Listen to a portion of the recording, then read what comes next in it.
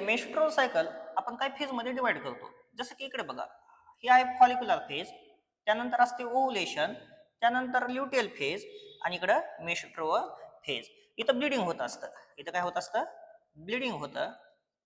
ल्युटियल phase मध्ये corpus luteum असतो, ovulation मध्ये ओव्हुलेशन होतं, फॉलिक्युलर फेज मध्ये फॉलिकल डेव्हलप होत असतात. ओके, आता हे एकदम इन्फॉर्मेशन आपण ग्राफद्वारे एकदम छान समजून घेऊया. चला, हा आहे ग्राफ, मस्तपैकी छान. ह्याच्यामध्ये दोन चेंजेस दिलेले आहेत. हे जे खालचे चेंजेस आहेत त्याला आपण युटेराइन चेंजेस म्हणतो. हे जे वरची लाइनिंग आहे त्याला आपण ओव्हेरियन चेंजेस म्हणतो. म्हणजे हे ओव्हरी मध्ये होत आहेत आणि हे चेंजेस युटेरस मध्ये होत आहेत. बघा, एक ग्लँड असते ज्याला आपण पिट्युटरी ग्लँड म्हणतो. पिट्युटरी ग्लँड जिला आपण मास्टर एंडोक्राइन ग्लँड म्हणतो. ओके, ते पुन्हा बघूया. ही काय बनवते? एपीएसएच बनवते आणि एलएच बनवते. एपीएसएचच्या प्रेझेन्स खाली बेटा, एपीएससीच्या इन्फ्लुएन्स खाली हे फॉलिकल डेव्हलप होत असतात. हे बघा, फॉलिकल डेव्हलप होईल आणि ह्याच्यामध्ये कोण आहे?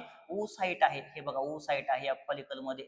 ह्या एपीएसएच मुळे फॉलिकल डेव्हलप झाले आणि डेव्हलप होता होता हे फॉलिकल काय बनवायले? इस्ट्रोजन बनवायले. त्या इस्ट्रोजन मुळे काय व्हायलं? जी एंडोमेट्रियल लाइनिंग आहे ती काय होत असते? डेव्हलप होत असते. हे बघा, ही एंडोमेट्रियल लाइनिंग काय होईल? डेव्हलप होत आहे. ओके, समजा मेन्स्ट्रुअल सायकल आपण 28 दिवसाची घेतली.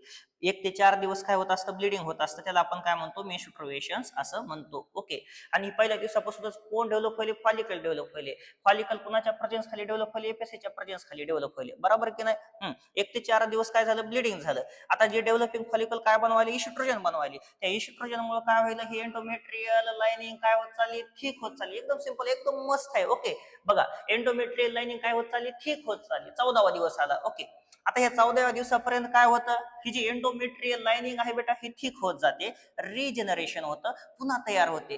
पुन्हा तयार होते असं का म्हणलं मी? कारण 1 ते 4 दिवसापर्यंत ही एंडोमेट्रियल लाइनिंग काय झाली होती? रप्चर झाली होती, फुटली होती. त्याच्यामुळे काय झालं होतं? मेन्स्ट्रुएशन झालं होतं. मग त्याच्यामुळे 4थ्या दिवसापासून किंवा 5व्या दिवसापासून ते 14-15 दिवसापर्यंत ही एंडोमेट्रियल लाइनिंग डबल बनते. कुणाच्या इन्फ्लुएन्स खाली? इस्ट्रोजनच्या इन्फ्लुएन्स खाली, याच्या प्रेझेन्स खाली. ओके, इस्ट्रोजन ऍक्टिव्ह झाल्यामुळे ही डबल काय झाली? रिजेनरेट झालेली आहे. चला, 14वा दिवस आला. 14व्या दिवशी काय होतं? एक एलएच हार्मोन असतो, त्याची लेवल पिकला जाते आणि एलएच लेवल पिकला गेल्यामुळे काय होतं? हा एलएच कोणावर ऍक्ट होतो? त्या ग्राफियन फॉलिकलवर ऍक्ट होतो आणि ग्राफियन फॉलिकलवर ऍक्ट झाल्यामुळे काय होतं? ओव्हुलेशन होतं. नीट लक्ष द्या मी काय म्हणतोय. एलएच ग्राफियन फॉलिकलवर ऍक्ट झाल्यामुळे काय झालं रे? ओव्हुलेशन झालं. ओव्हुलेशन झाल्यामुळे कोण बाहेर आला? ओसाइड बाहेर आला. ओसाइड बाहेर येण्याच्या प्रोसेसला काय म्हणतो? ओव्हुलेशन. ओव्हुलेशन कोणामुळे झालं? एलएच मुळे झालं. बघा, 14व्या दिवशी ओव्हुलेशन इथं झालेलं आहे. इथं दिले बघा. कधी पण लक्षात ठेवा, 14व्या दिवशी काय होत असतं? ओव्हुलेशन होत असतं. आपण किती दिवसाची सायकल धरली बेटा? 28 दिवसाची सायकल धरलेली आहे. आता ओव्हुलेशन झालं. आता जो महाग राहिलेला हा पार्ट आहे, हा रिमेनिंग पार्ट आहे, ओसाइट बाहेर आलेला आहे. आता महाग राहिलेला पार्ट आहे त्याला काय म्हणतो आपण? कॉर्पस ल्युटियम असं म्हणतो. आणि कॉर्पस ल्युटियम 2 हार्मोन बनवतो. एक बनवतो प्रोजेस्टेरॉन आणि एक बनवतो इस्ट्रोजन. सगळ्यात जास्त काय बनवतो? प्रोजेस्टेरॉन बनवत असतो, इस्ट्रोजन पेक्षा पण. लक्षात ठेवा मी काय म्हणतोय. आता ही 28 दिवसाची सायकल आहे. 14व्या दिवशी ओसाइट बाहेर आलेला आहे, ओव्हुलेशन झालेलं आहे. आता ओसाइट वाट बघतो, कोणाची वाट बघतो? स्पर्मची वाट बघत असतो. ओके, आता स्पर्मची वाट बघतो. मग 15 दिवस, 16 दिवस, 17 दिवस, 18, 19, 20, 21, 22, 23, 24, 25, 26, 27, 28. काही दिवस कॉर्पस ल्युटियम जगतो, काही दिवस कॉर्पस ल्युटियम राहतो आणि तो काय बनवत असतो? प्रोजेस्टेरॉन बनवत असतो.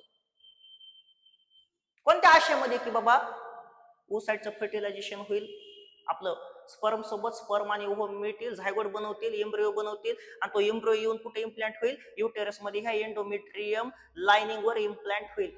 या आशेनं कॉर्पस ल्युटियम जगत असतो. पण कॉर्पस ल्युटियम लक्षात ठेवा जास्त दिवस राहत नाही. कॉर्पस ल्युटियम नेक्स्ट 8 ते 9 दिवसानं ओव्हुलेशन झाल्यापासून काय होतो? डिजेनरेट होतो. डिजेनरेट होतो. काय होत असतो? डिजेनरेट होत असतो. मग डिजेनरेट झाल्यामुळे प्रोजेस्टेरॉन राहणार नाही, इस्ट्रोजन राहणार नाही. आपल्याला माहिती आहे बेटा, प्रोजेस्टेरॉन काय केलं होतं? त्या एंडोमेट्रियल लाइनिंगला ठीक मेंटेन ठेवण्याचं काम केलं होतं. आता प्रोजेस्टेरॉन राहिलं नाही, आता हे ठीक राहील का? राहणार नाही. म्हणून 28 दिवसानंतर काय होतं? डबल ही एंडोमेट्रियम लाइनिंग काय होते? रप्चर होते, बस्ट होते आणि ह्याच्यामुळे काय होतं? मेन्स्ट्रुएशन होतं. इथून डबल अशी सायकल स्टार्ट होते.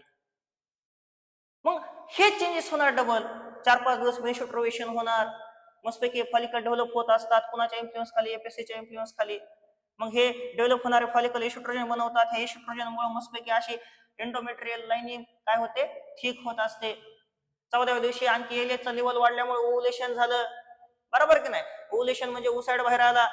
मागं राहिलेला पार्टला कॉर्पस ल्युटियम कमीत कमी पुढचे 8-9 दिवस जगतो आणि तो कशाला मेंटेन करतो, एंडोमेट्रियल लाइनिंगला मेंटेन करतो. काय बनवून? प्रोजेस्टेरॉन बनवून. पण समजा फर्टिलायझेशन झालंच नाही, एम्ब्रिओ बनलाच नाही, मग अल्टिमेटली हा कॉर्पस ल्युटियम नंतर काय होतो, डिजेनरेट होतो. आणि डिजेनरेट झाल्या झाल्या काय होतं बेटा, प्रोजेस्टेरॉनचं लेवल काय होतं, कमी होतं. आणि कमी झाल्यामुळे डबल काय होतं, एंडोमेट्रियल लाइनिंग ही रप्चर होते आणि ब्लिडिंग स्टार्ट होतं. मग डबल सायकल बिगिन.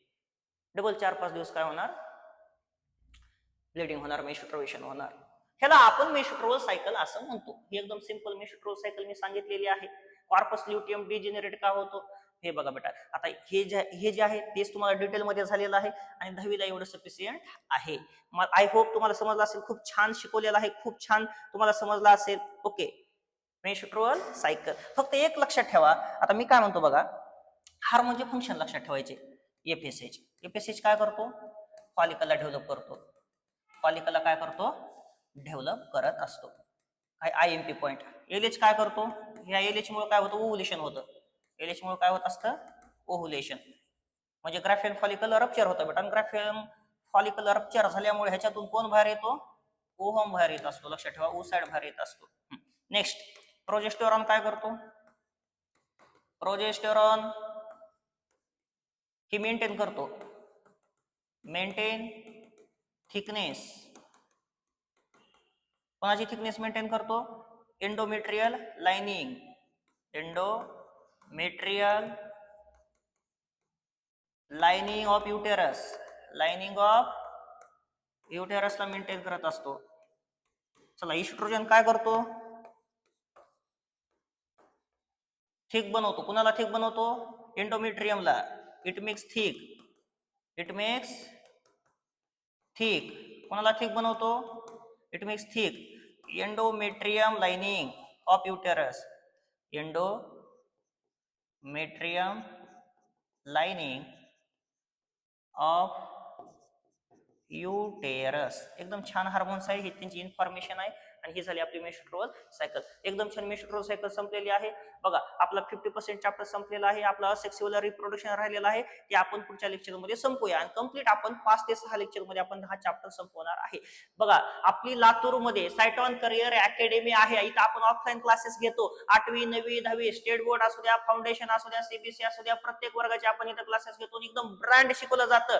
ओके, फक्त quality and quantity chicken mutton मध्ये नसते, हॉटेल भाग्यश्री मध्ये नसते. ही क्वालिटी अँड क्वांटिटी आपण एज्युकेशन मध्ये पण देऊ शकतो. एज्युकेशनला पण आपण ब्रँड बनवू शकतो. अशा प्रकारे नॉलेज देऊन. लक्षात ठेवा, #सायटॉन करिअर अकॅडमी लातूर.